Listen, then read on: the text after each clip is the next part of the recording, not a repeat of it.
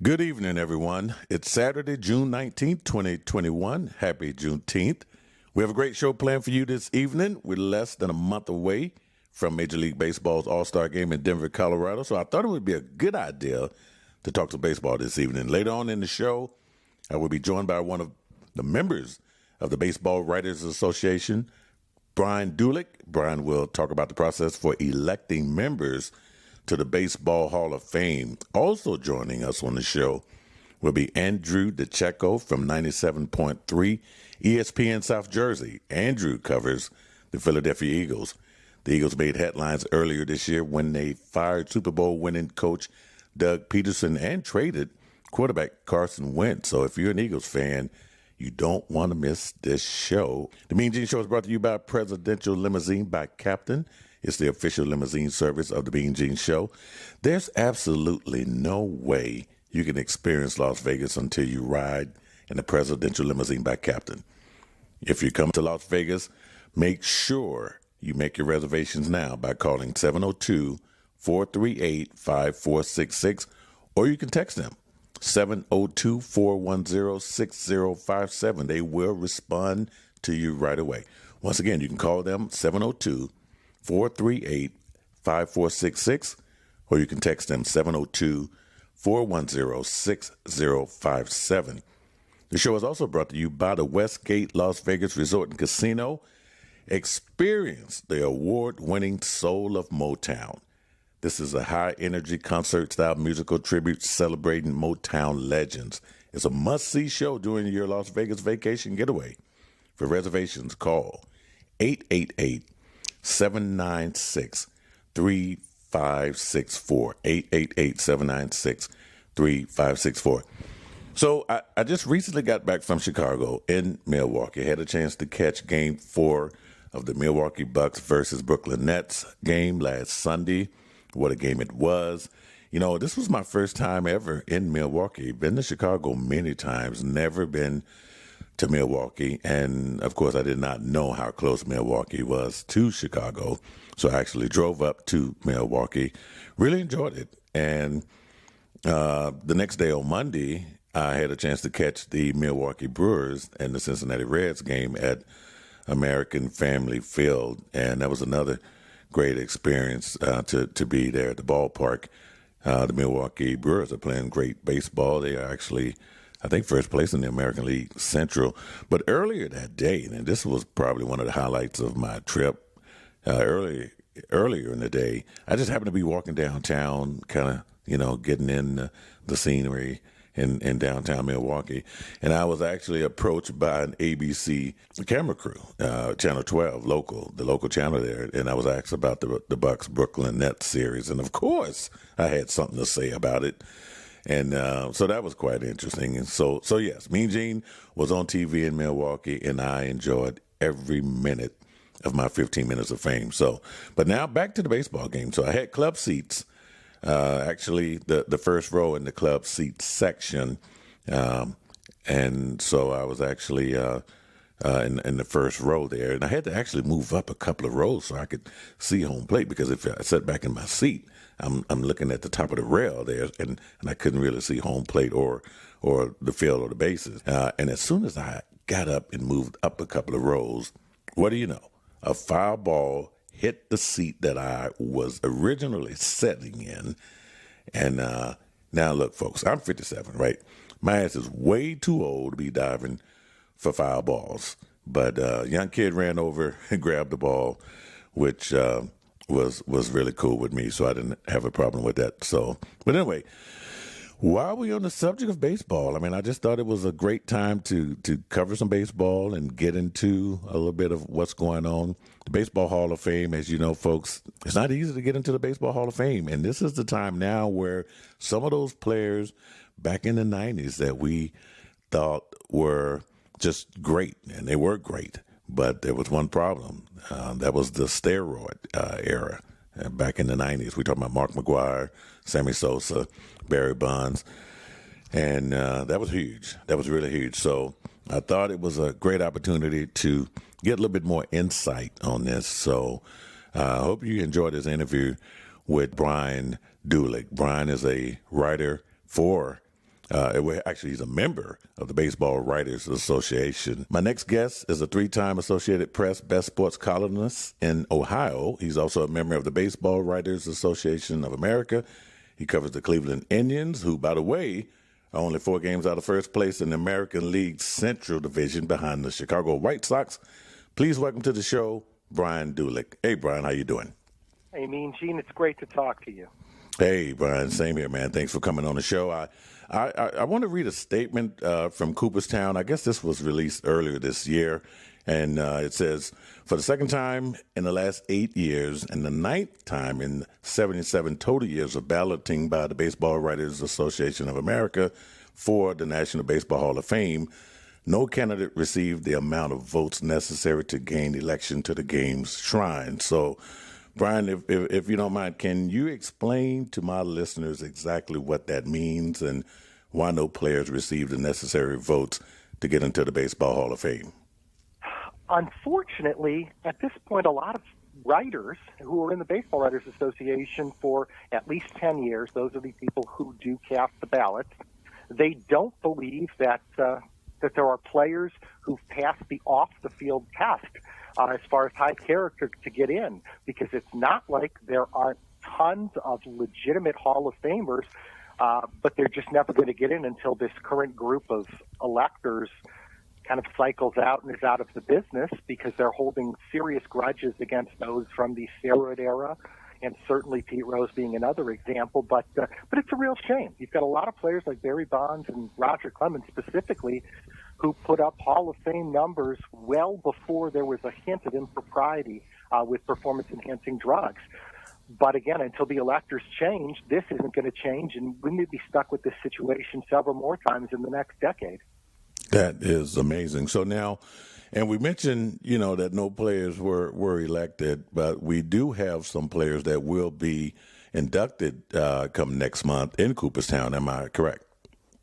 Yes, you are, because you have the Veterans Committee and also, and I'm drawing a blank on the name of the committee right now, but the former players and managers also is now eligible to vote in players under a separate election. And this is what really rubs me the worst about the fact that no modern players from the writer's ballot have gotten in.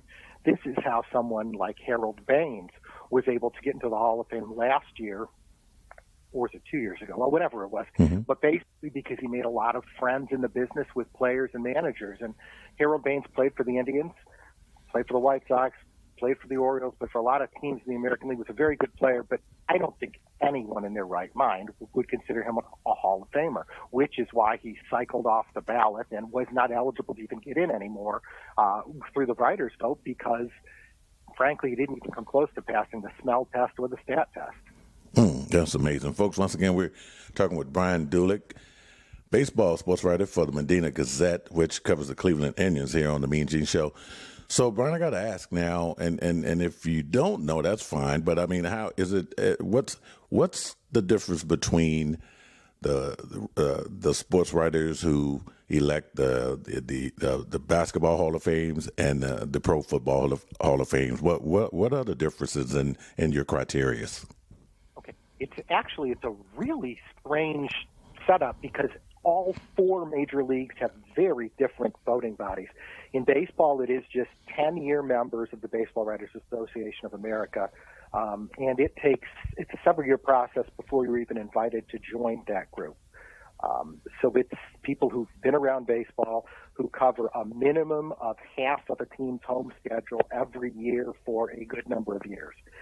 In football, it is a group of long-standing media members who, in many cases, are no longer even working in the business, but who are historians.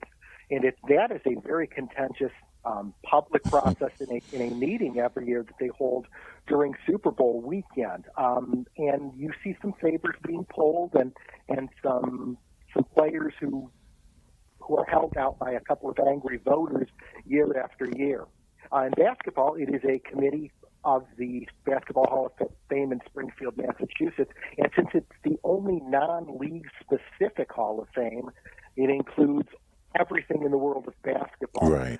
Which is why at some point you probably will see the NBA declare its its own Hall of Fame down the road, but probably from allegedly the talk around the league, not till the league approaches its 100th anniversary, and God willing, we'll still be around in 25 years when it happens. But and in hockey, it's very similar to basketball, where it is basically an NHL hall, but it's a group of influential people within the game, as opposed to anyone else who decides. So it's a very, very diverse set of rules. And honestly, I think the baseball and football setups are the best. Okay.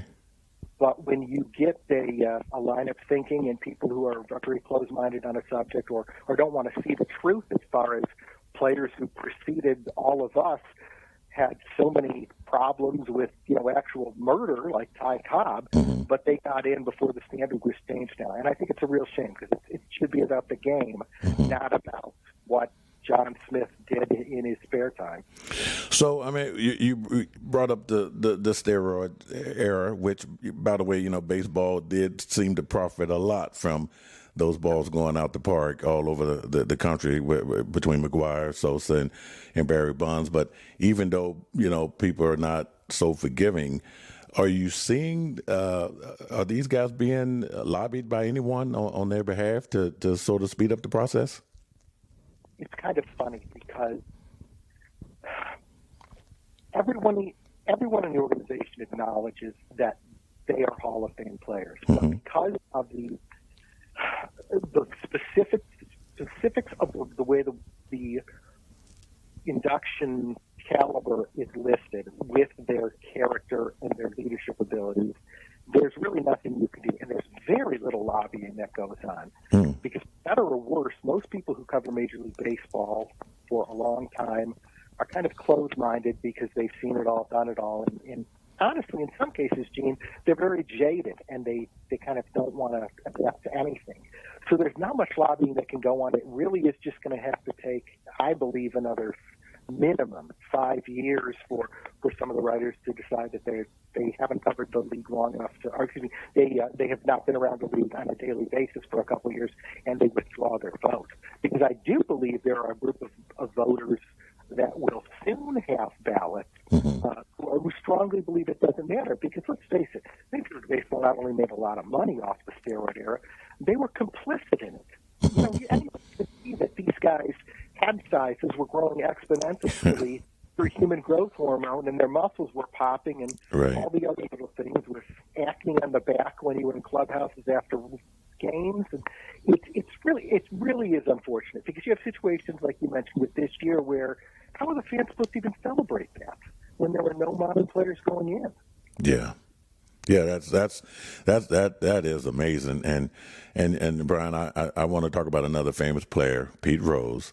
And it's been nearly 32 years since his ban from baseball for betting on baseball. Yet today, gambling on sports is probably as popular as it ever has been. And you got sports betting operators like DraftKings, who, by the way, has an exclusive partnership with Major League Baseball, but yet Pete Rose is still banned from the Baseball Hall of Fame. And, I mean, do you think this is unfair? And do you think Pete Rose will ultimately get into the Hall of Fame? That is a very tough one because gambling's great. Gaming on sports is fantastic. I know many people enjoy it. I enjoy it myself. What Pete did, though, with betting on games involving his own team while he was managing, if there is a line you don't cross, that's got to be it in my mind. And I just, in good conscience, even though I think I'm open-minded to keeping things separate, that's a tough one to cross. And I just don't see him ever being inducted because that's, to preserve the integrity of the game, that's a line you just cannot step over. And Pete did, and the evidence is there that he did it many times. That's great stuff, Brian. I tell you what, man, I don't get a chance to talk a lot of baseball on the show because most of my listeners are NFL and NBA. But I said, you know what, that's got to change this week because for the first time, I actually got out and saw some baseball. I was in Milwaukee catching the Brewers and the Reds, and I realized how much I really miss talking about baseball. And I'm so glad that you took the time to come on the show this evening. I appreciate it. It is America's pastime, and for all its faults, it's still a wonderful way to spend the day or spend the summer just paying attention to your favorite team and players, and I appreciate you having me on. No problem. And also I want to thank you for your contributions to the Baseball Writers Association. Folks, Brian Dulik here on the MeanGene Show, KDWN 720 AM, 101.5 FM, Las Vegas. Great stuff from Brian Dulik here on the MeanGene Show. And you know what's interesting about what Brian said? You know, we talk about Barry Bonds, Sammy Sosa, Mark McGwire.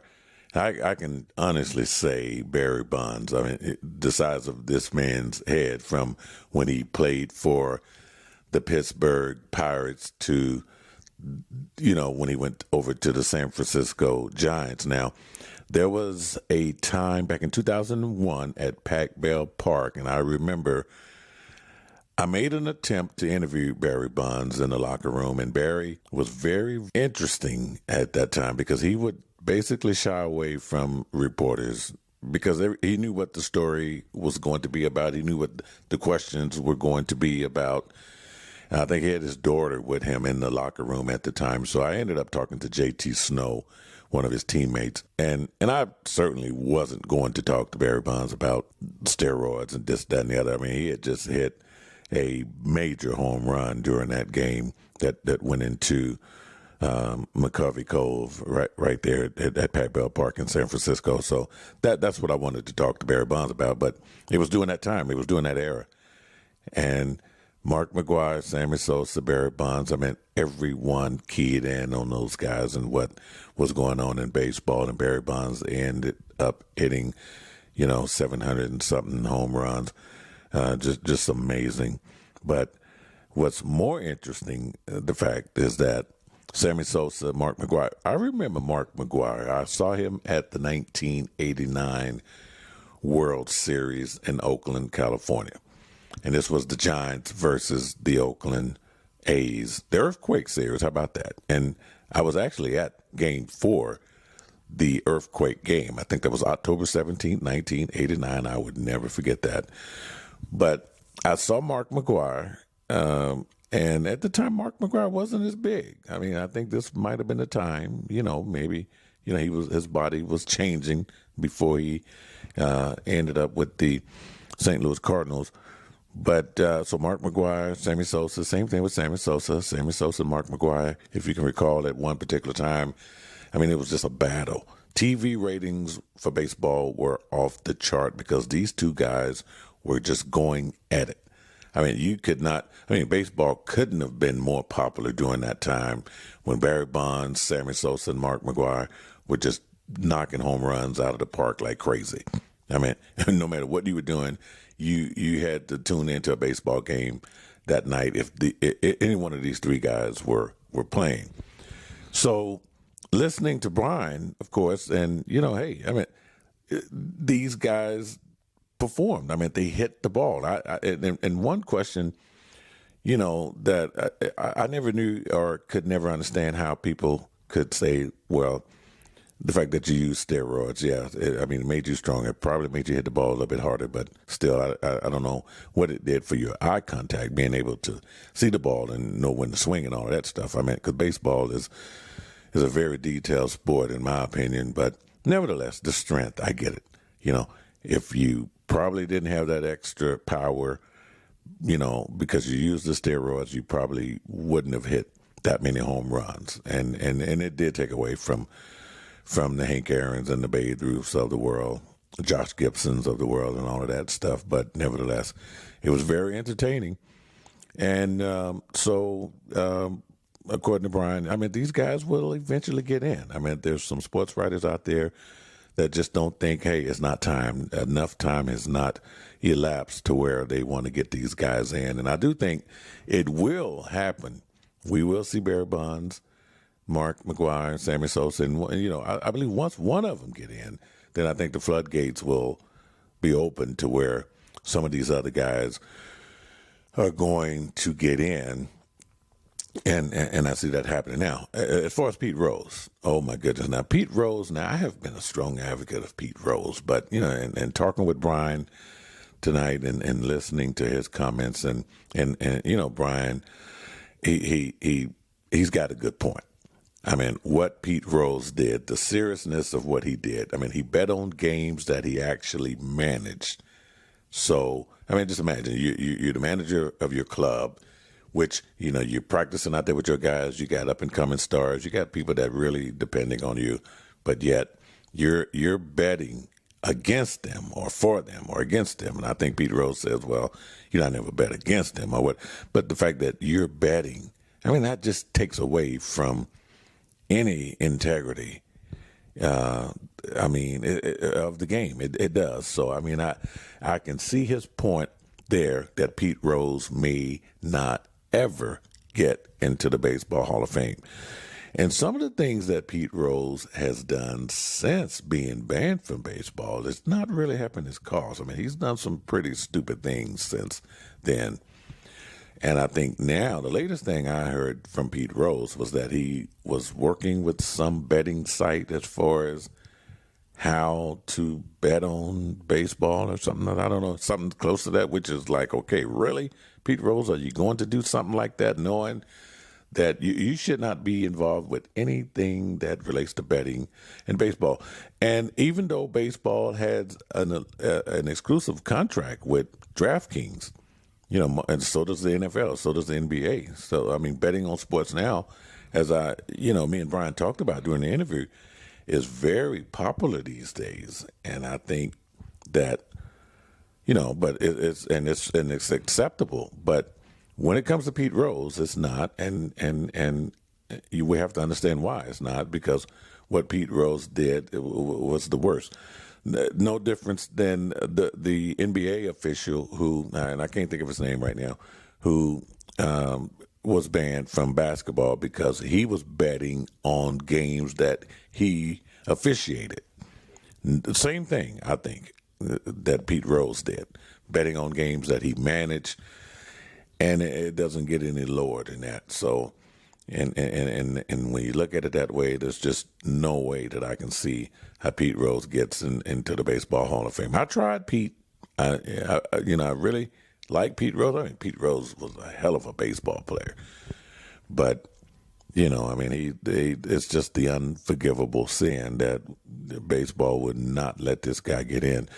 Another interesting comment from Brian Dulik regarding how the different professional leagues vote on their Hall of Famers. And I agree that the NBA will probably separate themselves from the current process on how they induct their Hall of Famers, because right now it's the Naismith Basketball Hall of Fame.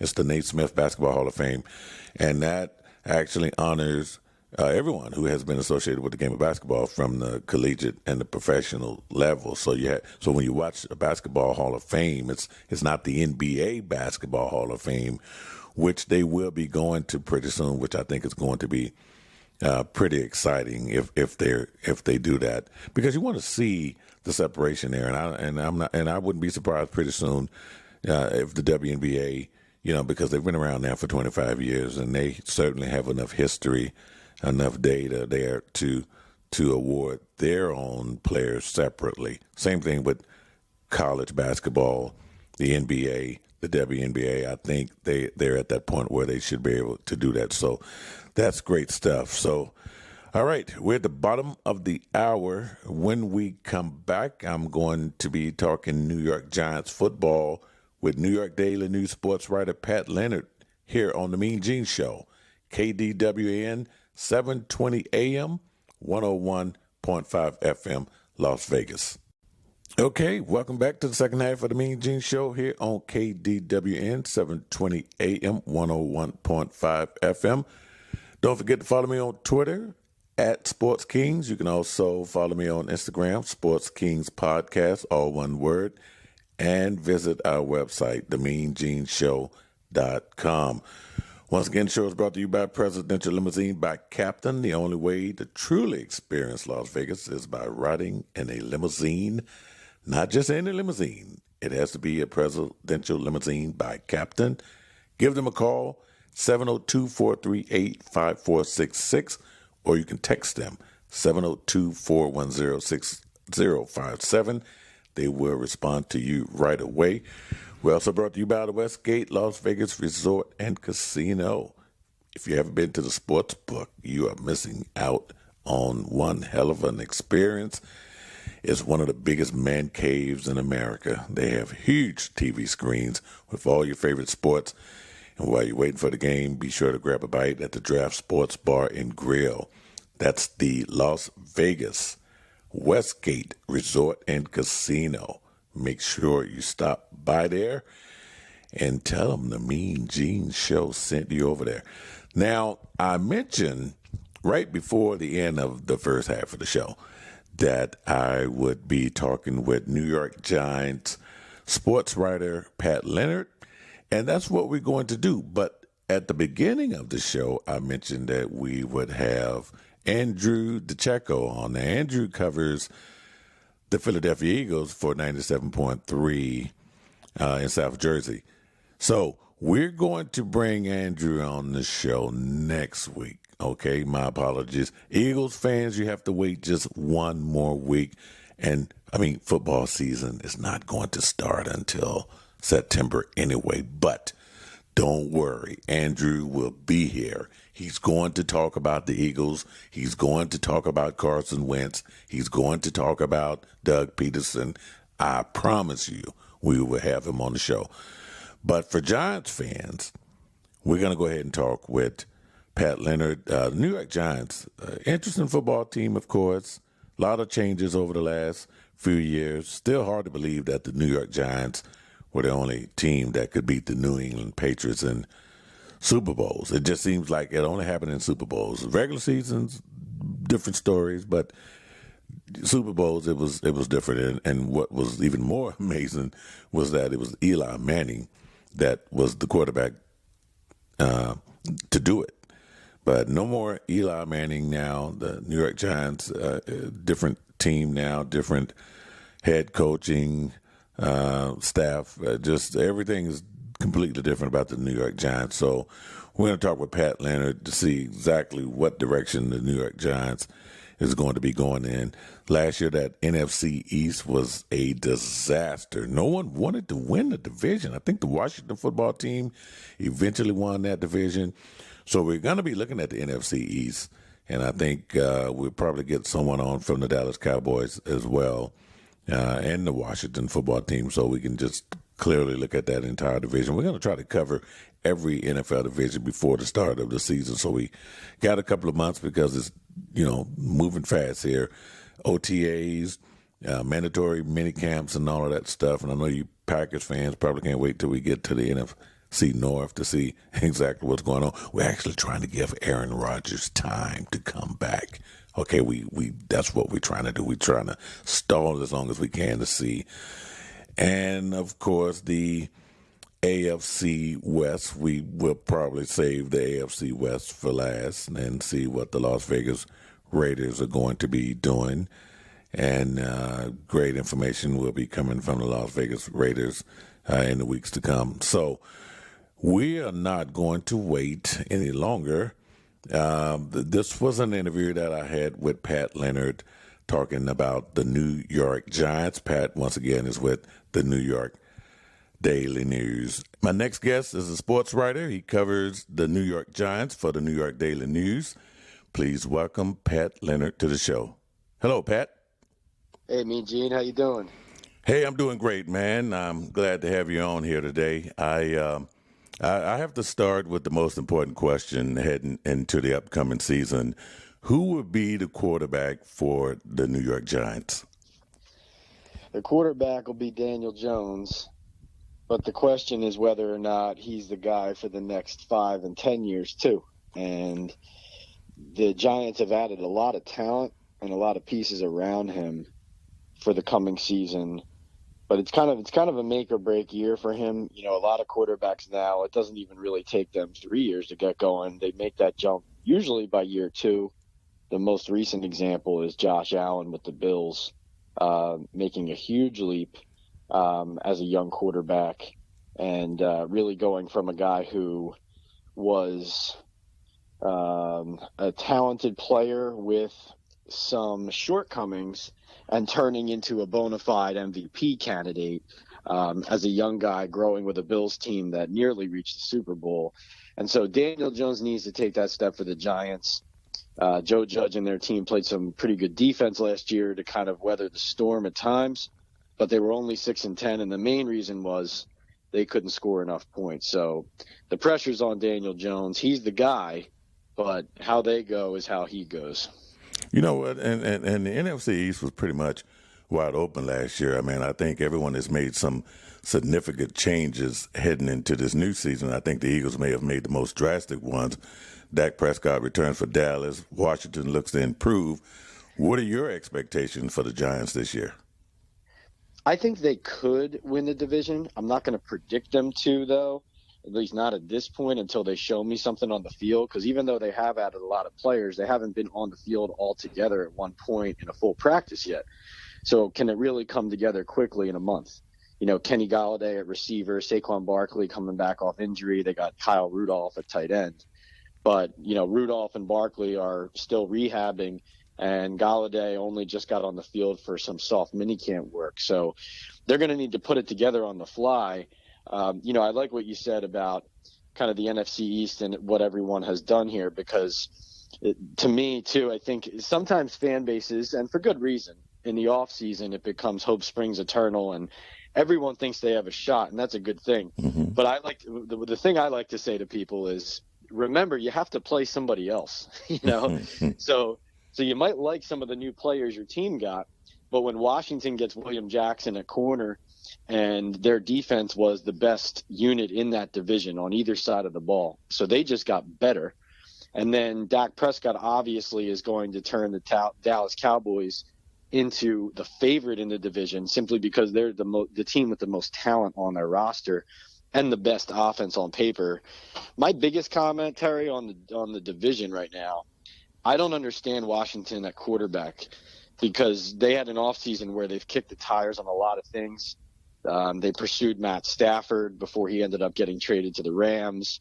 So they have been in on these different conversations, but they've ended up with just Ryan Fitzpatrick joining their incumbent Taylor Heineke. And to me, a team that wants to go from division winner to hopefully Super Bowl contender, you got to have a better solution at the QB position. And I just question whether or not they're really, taking seriously the big jump they need to make there.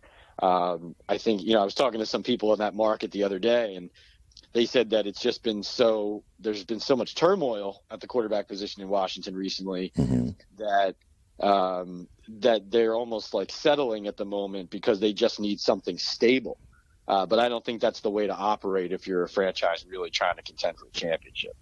Hey, folks, once again, we're talking with New York Daily News sports writer Pat Leonard here on the MeanGene Show.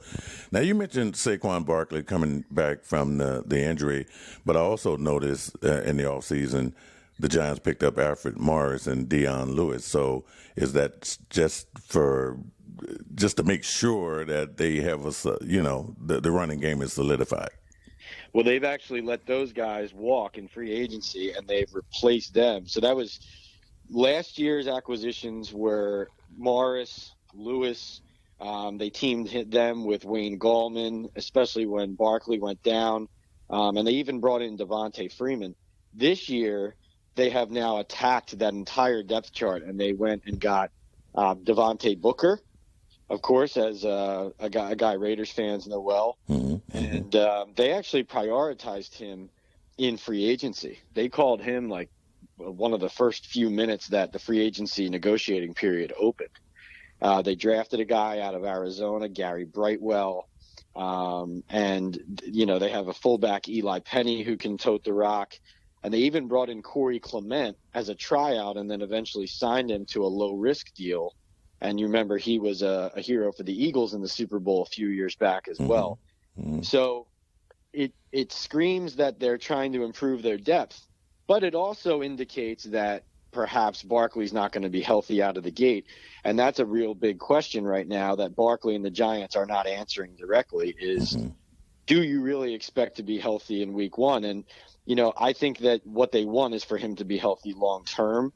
And I do think there's a chance that Booker And I've seen him, at the practices we've watched, he's been RB1. He's been handling the load. The GM said that they like him because he's a legitimate 3-down running back. And even though Barkley's a really special player, he struggles in some pass protection. So not only will this maybe help if Barkley takes some time to get healthy, it'll also help perhaps on certain downs where maybe they need some better pass pro, and it just gives them another option as far as a weapon out of the backfield.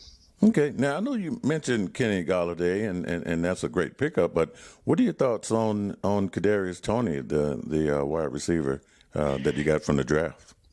Yeah, right. Good point. So an electric player, exciting player. The Giants are excited to have him. I know their receivers coach, Tyke Tolbert, told me after the draft that this was, in his mind, the best player with the ball in his hands in the draft. Now, that means nothing negative about Jalen Waddle and Devontae Smith from Alabama, but the Giants really feel, and they're not the only ones, that Toney, they keep using the phrase contact balance, which is simply the idea that not only is he twitchy and quick and elusive, but he also has a way of taking contact on his way down the field and not slowing down. He's almost like that rubbery quality, like the Gumby quality. And not only that, but they just don't have a player like him on their team. And that could be a good thing or a bad thing. The reason I say that is it's a good thing in that you really want a quick receiver who can play, not only stretch the field, but also could take a bubble screen and go 80 yards, so it puts less pressure on Daniel Jones because he can get the ball out. The bad thing could be that, and this is a major question, this is not just me, this is people around the league I talk to, it's the question of whether Jason Garrett, running the offense as offensive coordinator, has what it takes to evolve an offense so that it includes more motion and it enables them to utilize such a unique and versatile asset as Toney in their system, because he really has just always run a traditional, the Norris Turner offense in Dallas. It pushes the ball downfield, but it is not motion heavy. Long story short, Toney looks like the kind of player who would be ideal for a team like the Chiefs, which is always running guys down the line of scrimmage, using a lot of misdirection, getting the ball in their hands quickly in the space. The Giants aren't accustomed to that. That doesn't mean they can't do it, but it does mean they have a lot of work on the coaching end in order to incorporate him for week 1. Okay, interesting. Good stuff there. And lastly, how much pressure will be on head coach Joe Judge to be successful this season, and do you think he's the right man for the job? There's a lot of pressure on Judge. There's a lot of pressure on everybody this year. I do think, though, I wouldn't use the word pressure in terms of his job is on the line, because all the reviews from John Mara and the Giants are that Judge is exactly what they were looking for. They wanted somebody who would raise the expectations to what they want them to be here, to what they used to be. I think only one playoff appearance in the last 9 years. That's not good enough. Right. And from Judge's standpoint, he has proven so far 2 things. One, that he will treat every player the same.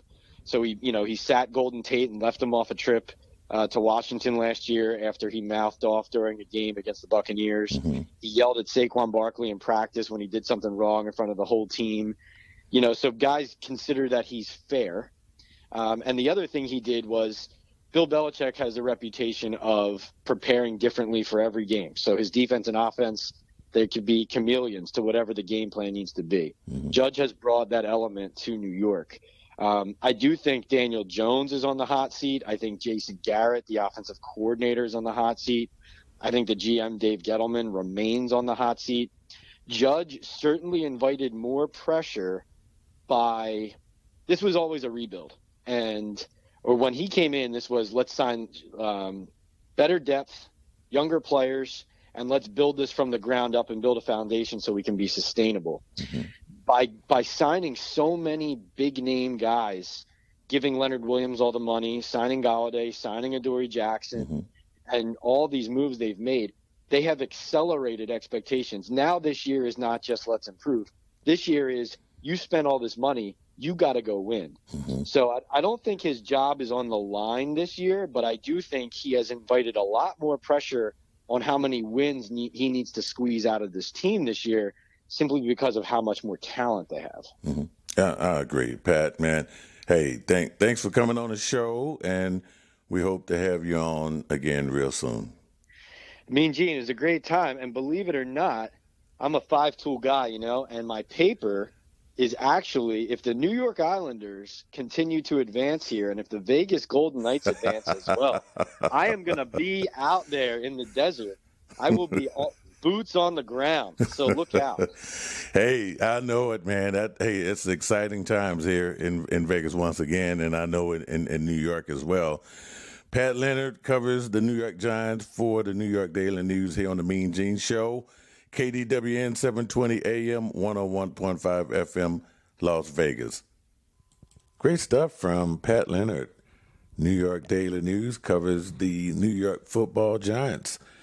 I will say Saquon Barkley is an X factor for the success or failure for the New York Giants this season. I mean, having Saquon Barkley on the football field just does wonders for the Giants. That run game, you could give it to him so many times, and he's going to move that ball up the field. And Daniel Jones, if Daniel Jones is going to be the quarterback going into the season, as Pat has confirmed that he more than likely will, then you certainly want Saquon Barkley on the field. And I tell you what, as far as fantasy football players, and I had Saquon Barkley on the field in my starting lineup when he was a rookie, and oh my goodness, so I certainly miss the guy. Hope he's able to come back and be healthy and give that team a chance to win. Also think that the additions of Kenny Golladay is going to help. I mean, Kenny Golladay is a great wide receiver, and if you heard that name before, then yeah, you recognize him from the Detroit Lions. This guy can catch anything thrown his way, and I don't know what happened with Detroit there. It seems like that, Detroit lost Matthew Stafford and Kenny Golladay, so that team is going in a different direction, but it's got to be a great addition to the New York Giants for to have Kenny Golladay and someone for Daniel Jones to have as an option. You just got to have someone that you can, pitch it to as a running back with Barkley and throw it to. And we also talked about the wide receiver that they picked up in the draft. That's going to help them as well. So it seems like the Giants are trying to go in the right direction. And I thought the comments regarding Jason Garrett was interesting, because Jason Garrett is the offensive coordinator.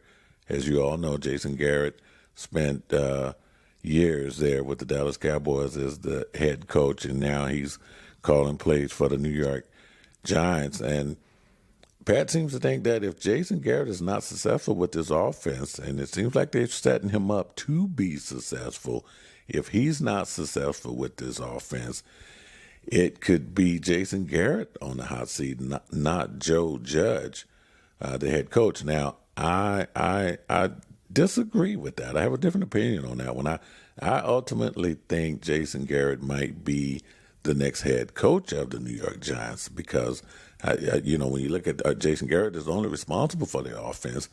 Joe Judge has a bigger responsibility. Not only does he have to make sure this offense is going to jail, and it really needs to be successful for him, but he also has to worry about this defense, and the Giants' defense just has not been one of those defenses that has been great over the years. So we should see, because the division is wide open. With the exception of the Dallas Cowboys have to be the favorite to win that division. The Washington football team, I don't know. I mean, last year nobody really wanted it. The Washington football team won that division with, I believe, a 6-10 record or something like that. It was just horrible. Everyone, the Philadelphia Eagles are going in a somewhat different direction there. So it's just up for grabs, and it's certainly, the Dallas Cowboys there. If you can get two teams in from that division, I highly doubt it, but you just never know what's going to happen in the other NFC division. So it's possible anything, but I tend to think that it all depends on Daniel Jones, and if he's going to start and finish the season. And if Jason Garrett has success there, and if say, hey, the defense is the one that's causing them games, you got to think the Giants management is going to look at that. So knowing that they have a head coach there and waiting, which should be very interesting. But like I said, the division is winnable, and my question is, will Daniel Jones finish that season? Will someone else actually be the quarterback of the New York Giants? So. And Pat is right also. Hey, how about that? The New York Islanders and the Vegas Golden Knights could actually meet in the Stanley Cup Finals. That would be interesting. So Pat will probably has the chance to come out to Las Vegas and cover that. That will be interesting. Well, both of those teams actually have to win their games now to get to the Stanley Cup Finals. So that is it for this week. And yes, we are still keeping an eye on the NBA playoffs. We have not forgot about what's happening in the NBA. We should be in the conference finals by the time we come back next week, and we will continue our NFL coverage. I want to thank my guest, Brian Dulik from the Baseball Writers Association. Brian, it was just great having you on the show. And Pat Leonard, of course, who we just spoke with, who covers the New York Giants for the New York Daily News. And I have to thank Ray Lee Cadenhead, who brings us these great guests. It's just amazing. She will contact me throughout the week and let me know who's coming on the show. I have absolutely no say-so who's going to come on the show. I might tell her, hey, this is what I want to talk about, this, that, and the other. Some baseball, some football, what have you. And she will go out there and make it happen. I mean, it's just amazing. So thank you, Rayleigh, for getting these guys on the show. And of course, next week, as I did say, we will have Andrew DeCecco, who covers the Philadelphia Eagles, on the show. We would definitely be talking Philadelphia Eagles football next week here on the show. So for you, enjoy the rest of your weekend. Happy Father's Day to all of the fathers out there. Enjoy your weekend. Spend time with your families. Hopefully they will take care of dad, because mothers just get spoiled. Now, I'm not really trying to compare or anything. I just know that mothers, they get the works. Fathers, we get what we get, but mothers, they get the whole kitchen sink and then some. But we get what we get, the ties, the ugly ties that we'll wear them maybe for one day or so, but anyway, we get something, right? All right, so enjoy the rest of your weekend. We will be right back here on the MeanGene Show, KDWN 720 AM, 101.5 FM, Las Vegas.